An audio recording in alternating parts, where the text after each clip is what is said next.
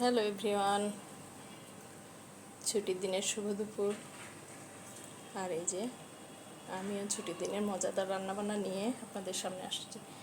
এটা সেই দিন আমাদের দেশি মোরগটা কিনছিল, আমার হাজব্যান্ড কিনে নিয়ে আসছে। তো আচ্ছা, আমি তখন রান্না করিনি, ভাবলাম যে শুক্রবারে উনি বাসায় থাকবে, তখন আমি রান্না করব। তো এই জন্য ওই শাঁস নারকেলও একটু রেখে দিয়েছিলাম বক্সে করে ডিপে, তো বের করে এই যে রান্না করলাম। একদম ভীষণ আমাদের বাড়ির মতোই হয়েছে, আমাদের কুষ্টিয়ার বাড়ির মতোই স্বাদ হয়েছে। আমার দাদি রান্না করতেন, ভীষণ মজাদার একটা খাবার, নারিকেলের নরম শাঁস দিয়ে দেশি মুরগি। আর এখানে ডাল আছে, শাক আছে, পিয়েলি মাছ আছে, করলা আলু ভাজি আছে, আর সালাদ আছে।